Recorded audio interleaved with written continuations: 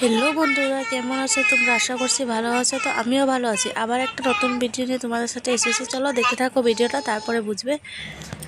তো আজকে আমরা সকাল সকাল রেডি হয়ে চলে গেলাম আমার হাজব্যান্ডের বন্ধুর মেয়ে দেখতে যাব। তাই আমাকে দুজনকে বলছিল যেতেই হবে, তাই আমরাও গেলাম। তো আমরা ওখানে লখিমপুর যাচ্ছি। তো লখিমপুরের মেয়েটা, তো লখিমপুর শিব মন্দির পার হয়ে আর অল্প ভিতর দিকে দেখো, এটা লখিমপুরের শিব মন্দিরটা অনেক সুন্দর আর অনেক বড়। তো দেখো, আমি চুড়িদার পরে নিয়েছি, আবার ওইখানে গিয়ে কাপড়টা চেঞ্জ করে নেবো, কেন অত গরমের মধ্যে শাড়িটা পরে যেতে অল্প কষ্ট হচ্ছিলো তার জন্য।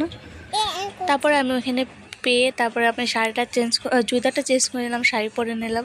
তো আমি যার মেয়েটার কথা বলছিলাম ওইটা হচ্ছে আমার নিজের পিসির মেয়ে, আর এদিকে ছেলেটা হয়েছে আমার হাজব্যান্ডের বন্ধু। তো আমরা গিয়ে ওখানে ওর ভিডিও শ্যুট করতে পারিনি, অনেক লোকজন ছিল, আর ওকে আমি চা আর ঠান্ডা এগুলো দিয়েছিলাম, তাই আমার সময় হয়নি ভিডিওটা শ্যুট করতে জন্য। তারপরে খেয়ে দিয়ে আমরা বিকালে ঘরে চলে আসলাম। ঘরে আসার সময় অনেক গরম পড়েছিল না, আর মাও ঘরেই ছিল, তাই আমরা ঠান্ডা আর লাচ্ছি নিয়ে আসলাম। আর আমার ছেলে তো লাচ্ছি খায় না, তার জন্য একটা আইসক্রিম নিয়ে আসলাম। তখন আইসক্রিমটা আনতে আনতে না একবার গলেই গেছে, আমার হাতে পড়ে গেছিলো।